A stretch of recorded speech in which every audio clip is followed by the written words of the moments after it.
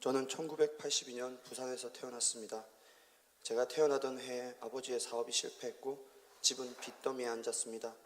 1990년대 초 아버지의 사업은 한 번 더 부도가 났고 아버지는 급기야 구치소 진술까지 지셨습니다.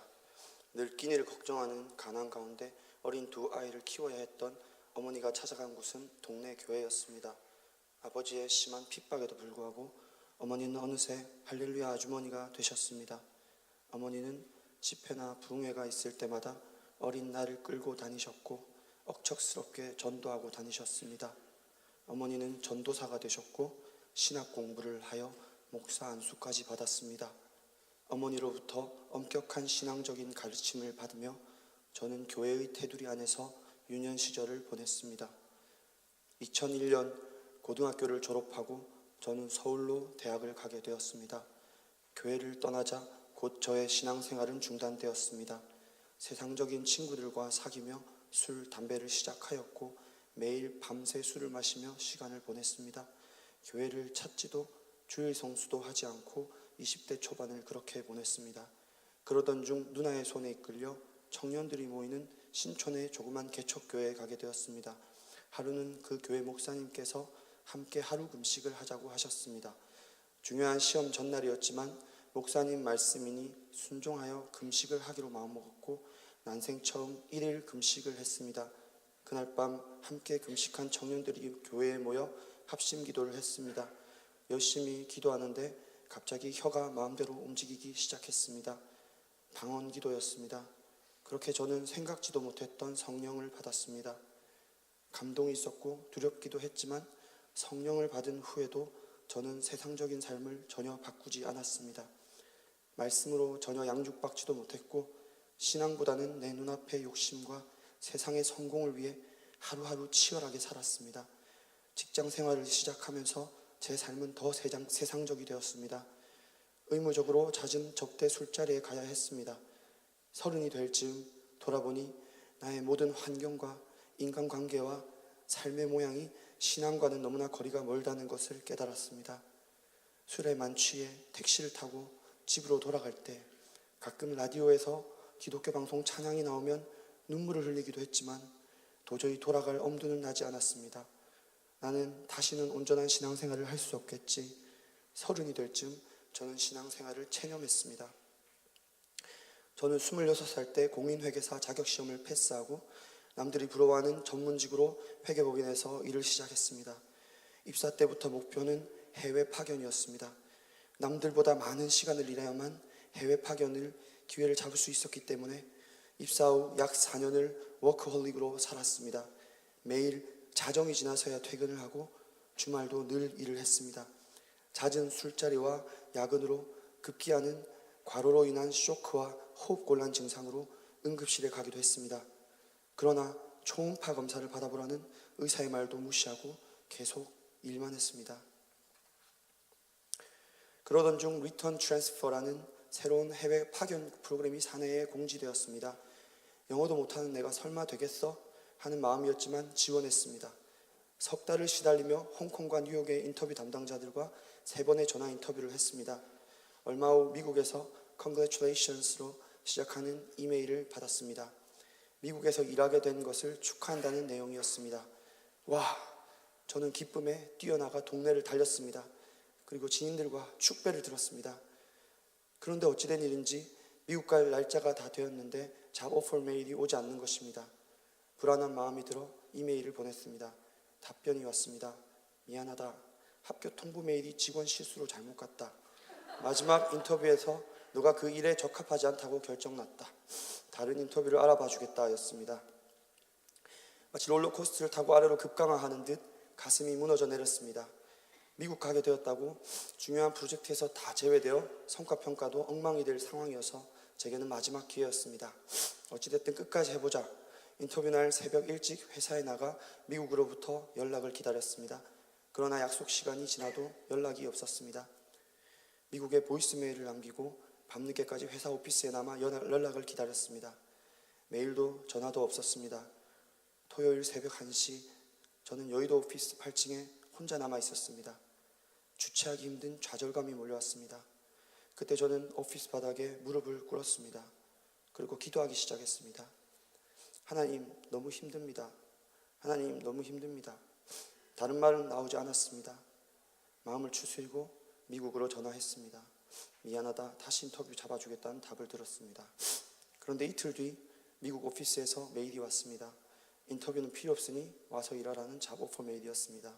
뉴욕 오피스에서 2012년 1월부터 18개월간 미국 파견 근무를 하게 되었습니다. 미국에서 일하게 된 직장은 타임스퀘어에 있는 대형 글로벌 회계법인의 본사였습니다. 30이라는 젊은 나이에 미국 파견까지 오게 되자 예전에 없던 허영과 예전보다 심한 욕심이 생겼습니다. 고급 승용차를 타고 골프와 소셜클럽에 가입해 인맥을 쌓았습니다. 해보고 싶은 건 다 해보고 한국으로 돌아가겠다고 생각으로 분주하게 살았습니다. 그렇게 넉 달 정도 지난 뒤에 한 프로젝트에서 성창재 구역장님과 한 팀에서 일하게 되었습니다. 회사에서 그는 자주 자신의 간증들과 신앙에 관련된 이야기를 했습니다. 그 이야기들은 감동적이었습니다. 그러나 구역장님으로부터 한국 교회를 소개받은 뒤 한국에 알고 있던 지인에게 알려주었는데 지인은 인터넷에 그 교회의 이단 시비가 있다고 조심해야 한다고 제게 문자를 보냈습니다. 생각지도 않은 답변에 저는 당황했습니다. 어느 날 구역장님은 제게 자신의 집에서 모임이 있으니 한번 와보라고 했습니다. 너무 곤란했습니다. 고민 끝에 당시 제가 출석 중이던 교회의 한 성도로부터 에게 물어봤더니 그 교회는 이상한 교회가 아니니 교인들과 교제하는 건 괜찮다를 이야기를 하였고 그 말을 듣고 안심하여 구역 모임에 참여하기로 했습니다. 사람들은 따뜻하게 대해줬고 구역 설교는 은혜로웠습니다. 구역장님은 제게 현준쌤은 기타를 잘 치니까 다음 구역 예배 때 특송을 같이 부르자 이렇게 말씀하셨습니다. 구역장님과 함께 사명이라는 곡을 연습했습니다. 그런데 그 다음 주 구역 예배에 강성기 목사님이 오셨습니다. 저는 처음 뵌 목사님 앞에서 기타를 치며 구역장님과 듀엣으로 노래를 불렀습니다. 목사님께서는 제게 교회를 다녀봤냐고 물어보셨습니다. 저는 모태신앙이고 어머니가 목사지만 제 삶은 크리스천이라 하기에 부끄럽다고 솔직히 말씀드렸습니다. 목사님은 제게 이렇게 주님께서 불러주신 게 마지막일 수도 있어. 다시는 기회가 없을 수도 있어 라고 하셨습니다. 목사님 말씀이 왠지 내 위에 깊이 남아 저는 그 주에 처음으로 예수복음교회 예배에 참석하기로 마음먹었습니다. 우연인지 저는 제 30살 생일에 이렇게 강성기 목사님을 처음 뵀습니다. 저는 그 주 처음으로 예수복음교회 예배에 참석했습니다. 예배는 아주 인상 깊었습니다. 성도들은 마치 노아의 방주 속에서 주님의 재림을 기다리는 사람 같았습니다. 목사님의 말씀은 정확히 성경의 이야기였고 예수 그리스도에 대한 이야기였습니다. 한국에서 섬기던 개척교회가 문을 닫은 뒤 저는 여기저기 대형 교회들을 다니며 주일 예배를 드렸습니다. 그러나 정말로 예수 이야기, 성경 이야기만으로 설교하는 교회를 찾지 못했습니다. 설교가 어려웠지만 뭔가 제 안에 갈급함이 채워진 듯한 느낌이었습니다. 찬양은 정말 뜨거웠고 저는 눈물을 흘렸습니다. 성창재 집사님은 제가 온다고 금식을 하고 있는 것 같은 눈치였습니다. 이러한 목사님, 구역장님 그리고 교인들과 함께 이 교회 다니면 어쩌면 나도 온전한 신앙생활을 할 수 있지 않을까 생각하여 집사님의 회유와 많은 고민 끝에 교회를 옮길 것을 결심하였습니다. 저는 이전에 출석하던 교회의 청년부 부목사님께 찾아가 예수복음교회에 나가게 되었다고 말씀드렸습니다. 부목사님은 처음에는 그 교회는 자기만 맞다고 한다며 언짢아하였지만 내가 목사의 아들이며 세상적으로 살고 있고 예수복음교회에 가서 신앙적으로 회복하고 싶다고 말하자 그 교회는 훈련받기 좋은 교회다. 가보라고 말씀하셨습니다. 이후 저는 매주 예배에 참석했지만 처음부터 교회에 대한 이단 시비를 알고 있었던 터라 여전히 경계하는 마음이 있었습니다. 인터넷으로 조사하여 논란이 있는 몇 가지 내용 수용하지 않기로 마음먹었고 또한 성경 공부는 하지 않겠다 생각했습니다. 교회 출석 한 달 뒤 수양회에 참석하게 되었습니다.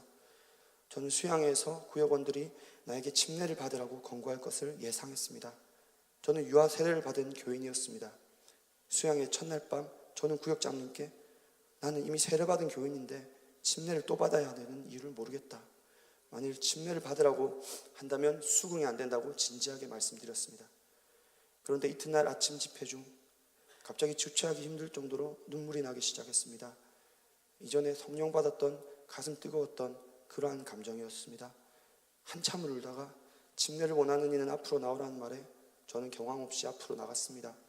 그리고 그날 저는 침례를 받았습니다. 왠지 모르게 너무나 기뻤습니다. 수양에서 침례를 받은 후 저는 술과 담배를 완전히 끊었습니다. 세상 친구들과도 연락을 끊고 세상 속으로 즐기던 것들을 하나씩 끊었습니다. 자연스럽게 찬양 듣고 말씀 읽는 시간이 늘어났습니다. 침례를 받아서 이제는 예전에 내가 죽었고 이제 나는 다시 사는 것이다, 이렇게 생각하니 예전에는 절대 할 수 없었을 거라 생각했던 일들이 쉬웠습니다. 하루는 금요 기도회에 가지 않고 술자리 초대에 갔습니다. 차를 몰고 맨하탄으로 나갔다가 낯선 동네에서 주차한 차를 찾지 못해 30분을 기도하며 길에서 뛰어다니다가 도망치듯이 그냥 뉴저지로 돌아왔습니다. 그 다음 주 금요일에는 기도회에 가지 않고 쇼핑을 가려고 나섰는데 갑자기 먹구름이 잔뜩 끼더니 마치 양동이로 물을 차에 퍼부는 듯 비가 쏟아지고 천둥 번개가 쳐서 차에서 기도만 엄청 하다가 다시 그냥 돌아왔습니다. 저는 주님께서 모임에 가지 않아 혼내시는 거라 생각했습니다. 그 일이 있은 후 교회 모든 모임에 출석했습니다. 한 금요 기도회에서 저는 주님께 주님 이제는 순종하겠습니다라고 결단하는 기도를 드렸습니다. 목사님께서 어느 금요일에 하셨던 소유와 소유권이라는 설교를 듣고 저는 크게 은혜를 받았습니다. 내가 버리면 영생을 보장하신다. 분명한 예수 그리스도의 말씀이었습니다. 저는 생각했습니다.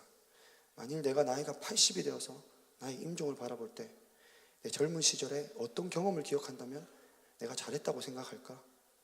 생각해 보았습니다. 목사님과 또 구역장님은 그가 가진 것을 과감히 버림으로 영혼의 복을 받은 사람으로 보였습니다.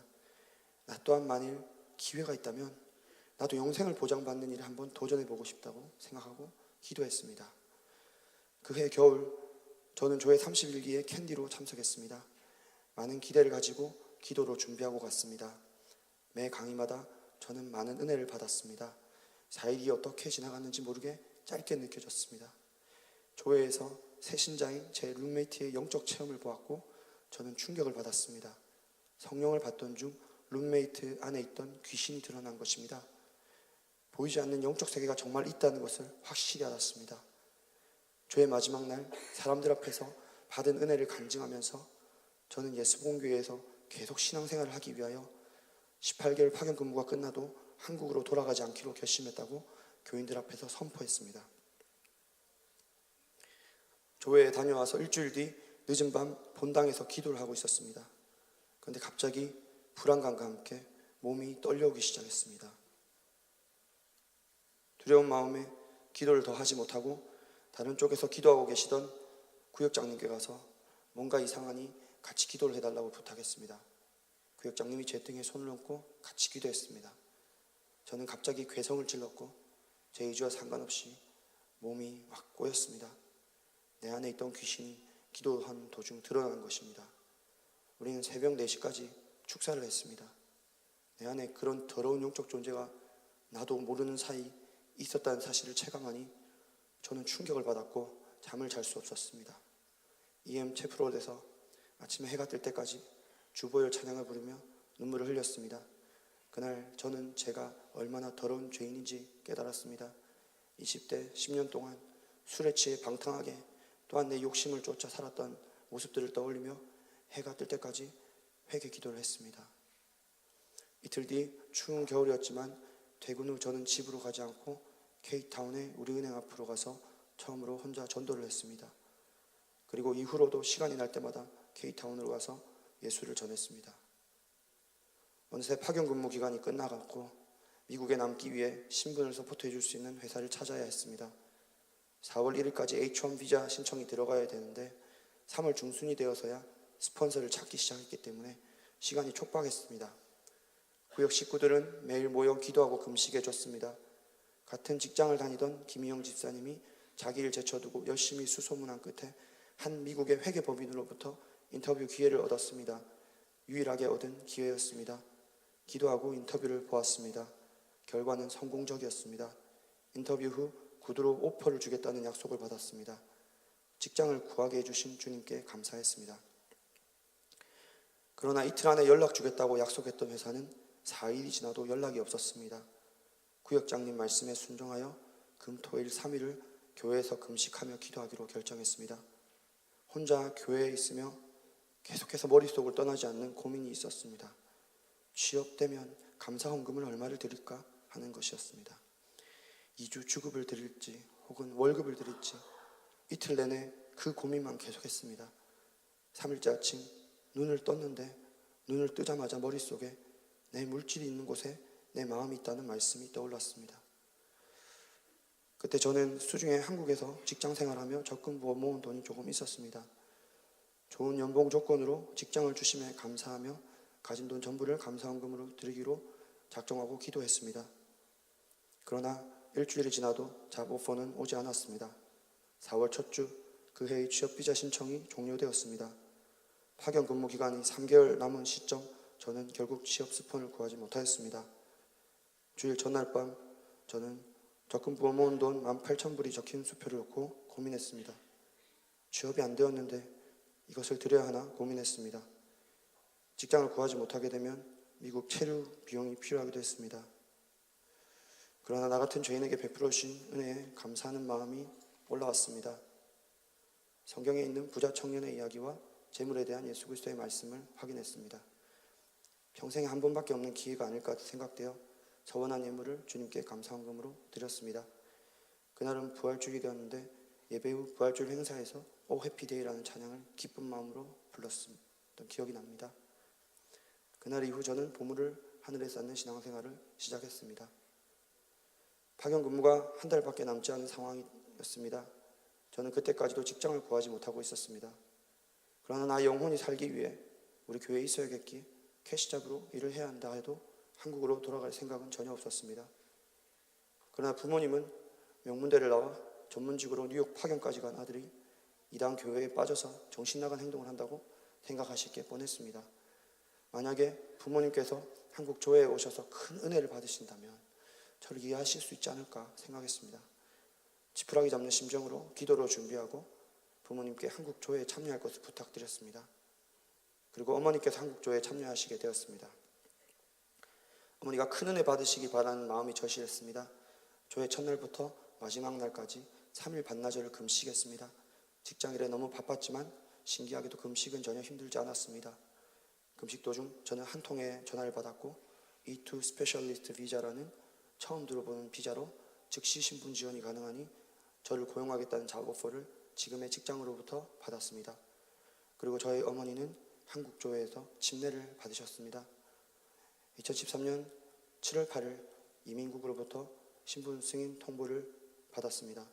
계약서에 제가 한국에서 올 때 계약서에 적혀있던 18개월 파견 근무의 마지막 날이었습니다. 곧바로 메일을 써서 한국 회사에 사직서를 제출했습니다. 신분과 직장 문제가 이렇게 다 해결되었습니다. 2014년 연초에 갑자기 허리 통증이 생겼습니다. 앉았다 일어날 때 찌르는 듯한 통증이 있었고 양반 다리로 앉지 못해 항상 무릎을 꿇고 앉아야 했습니다. 몸에 긴장을 풀면 이내 찌르는 듯한 통증이 왔습니다. 저는 하나님의 신유를 체험하고 싶어 진리로 낫기로 결심했습니다. 9개월간 통증과 싸우며 부서 EM 수양회 구역에서 여러 차례 축사를 받았습니다. 축사하면 귀신이 드러나 통증이 사라졌으나 이내 재발하였고 예배 가운데 여러 차례 치유됐으나 이후 다시 통증이 재발하기를 여러 번 겪었습니다. 믿음으로 나으려고 애를 썼지만 언제 끝날지 모르는 상황에 울기도 했습니다. 그해 가을 갑자기 허리 통증이 극심해졌습니다. 침대에서 일어나면 침대에 일어나지 못해 회사를 결근했습니다. 제대로 걷지 못했고 절뚝거리며 걸었습니다. 선 자세나 무릎 꿇은 자세가 아니면 어떤 자세든 심한 통증이 느껴져 이틀을 체프롤에서 무릎 꿇고 잤습니다. 출근했으나 회사의 사정을 말하고 서서 이틀 동안 일했습니다. 그때는 헌신 기간이었습니다. 교회 몇몇 지체들이 내게와 자신들의 신유 체험을 간증했습니다. 간증을 듣던 중 갑자기 전에 없던 믿음이 생겼습니다. 헌신 달란트 봉헌 연습 중 통증 때문에 제가 할 수 없었던 과감한 몸 동작을 믿음으로 했습니다. 통증이 신기하게 사라졌습니다. 그 후 며칠 동안 통증에서 자유했습니다. 그런데 그 주 로고스 강의에서 귀신론을 듣던 중 갑자기 통증이 다시 찾아왔습니다. 불안감이 엄습했습니다. 로고스 마치자마자 곧장 기도하라는 교구장님 말씀에 순종하여 본당에 가서 기도를 시작했습니다. 회개 기도하고자 할 때에 갑자기 15년 전에 나의 어떤 죄된 모습이 생각이 났습니다. 아직도 내가 그 죄를 주님 앞에 드러내지 못하고 정죄감에 빠져있다는 느낌이 들었습니다. 예수께서 십자가에 달려 죽으셔서 그 피로 내 죄가 다 사함 받았기 때문에 나는 그 죄에서도 자유할 수 있다고 생각하고 믿는 마음을 갖고 회개했습니다. 그리고 예수 이름으로 혼자 귀신을 쫓자 귀신이 이내 드러났고 잠시 후 마음의 평안함이 느껴지며 통증으로부터 자유했음을 알게 되었습니다. 너의 이름이 생명책에 기록되었음을 인해 기뻐하라는 말씀이 생각나서 많이 울었습니다. 저는 허리 통증이 완전히 나았음을 확인했고 확신했고 그 다음 주에 감사의 예물을 드렸습니다. 그날 이후 2년이 지난 지금까지 한 번도 같은 통증을 느낀 적이 없습니다. 할렐루야.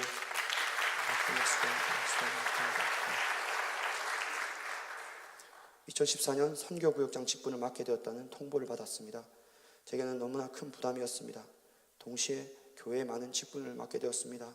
부서회장, 찬양팀, 로고스 찬양인도, 맨하탄 찬양 모두 다 처음 해보는 직분이었습니다. 일주일에 10번 이상 기도 모임이 있었고 우리 구역은 너무나 충만해서 계속되는 릴레이 금식과 매일 새벽 2, 3시까지 기도 모임을 했습니다. 아침 7시면 버스를 타고 맨하탄으로 출근해야 하는 저는 항상 잠을 거의 자지 못했습니다. 피곤을 견디기 힘들 때는 회사 화장실 벽에서 기대서서 눈을 붙이곤 했습니다. 먹지 못하고 자지 못하고 게다가 허리 통증으로 몸까지 아픈 상황을 1년 내내 버텨야 했습니다. 5월에 맨하탄 선교관이 오픈하면서 구역은 선교관에서 모임을 갖게 되었습니다. 정교인이 선교관 구역들을 위하여 기도했고 저는 큰 부담을 느꼈습니다. 많은 영혼들이 선교관 모임으로 왔으나 다 케어하기에는 역부족이었습니다. 결국 어떤 직분도 하나 제대로 감당할 수 없는 상황이었습니다. 그러나 주님께서 구역을 도우셨습니다. 5명으로 시작한 구역은 부흥했고 그의 9명이 조회의 캔디로 참석하고 16명이 구역 찬양대회에 참석했습니다.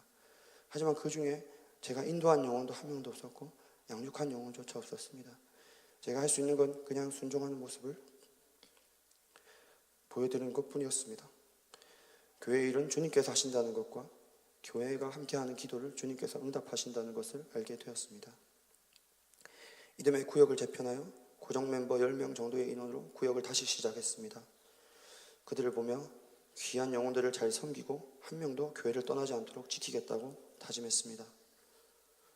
그러나 구역원 절반이 하루아침에 교회를 나가는 아픔을 겪었습니다.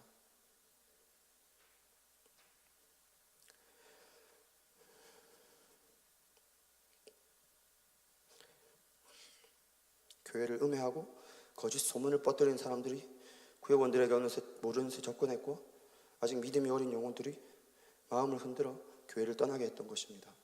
구역장인 저는 속수무책이었습니다. 그들의 마음을 돌릴 어떤 것도 할 수 없었습니다. 열심히 넘쳤던 만큼 낙심이 컸습니다. 그러나 주저앉을 수는 없었습니다. 좌절과 낙심 속에서 오히려 내 마음속에 살아있는 구원의 기쁨을 발견했습니다. 다시 마음을 추스르고 열심을 내었고 시간이 지나면서 구역은 다시 조금씩 부흥하기 시작했습니다. 붙여주시는 귀한 영혼들 한 영혼 한 영혼 사랑하는 구역원들과 함께 섬기며 주님께서 맡겨주신 귀한 직분을 죽기까지 감당하기 위해 최선을 다하고 있습니다. 20여 년 전 어머니는 어린 누나와 나를 앉혀놓고 매일 가정예배를 드렸습니다. 작년에 문득 그때 어머니의 기도 제목들이 기억이 났습니다. 어머니는 저를 위해서 사무엘처럼 기도 많이 한 아들이 되게 해주시고 머리가 되게 해주시고 세계적으로 나가는 아들이 되게 해달라고 기도했습니다. 그리고 저의 누나를 위해서는 그 이름의 의미처럼 믿음의 향기를 발한 딸이 되게 해달라고 매일 기도하셨습니다. 하나님은 그 기도를 기억하시고 누나에게 기회를 주시는 것 같습니다. 올해 6월 누나가 미국으로 어학연수를 왔고 지금 우리 교회에 출석하고 있습니다. 누나는 올해 학예 수양회에 참석하여 침례를 받았고 오늘 헌신 예배에도 함께 참여하고 있습니다. 이 모든 과정에 주님께서 누나를 붙들어주고 계심을 봅니다. 누나는 지금 라디오 프로그램을 진행하고 있습니다. 언젠가 누나가 방송에서 자기 이름처럼 믿음의 향기를 발하는 자가 되기 원한다고 말한 것을 들었습니다. 아무쪼록 누나가 이 귀한 은혜의 기회를 놓치지 않기를 바랍니다. 누나가 이번 기회에 정말 예수를 만나 세상의 작은 일이 아닌 믿음의 향기를 발하는 크고 복된 일을 담당하는 자가 되기를 바라며 주님께 기도하고 있습니다. 부족한 저에게 간증의 기회를 주신 교회와 목사님께 감사드립니다. 또한 부족한 저의 간증을 들어주신 성도님들께 감사드립니다. 죄의 사슬에 매여 사망을 향해 달려가던 죄인을 진리의 교회의 한 지체로 불러주시고 이제까지 오직 은혜로 붙들어 주시는 사랑하는 나의 주 예수와께 모든 영광을 돌리며 제 간증을 마칩니다.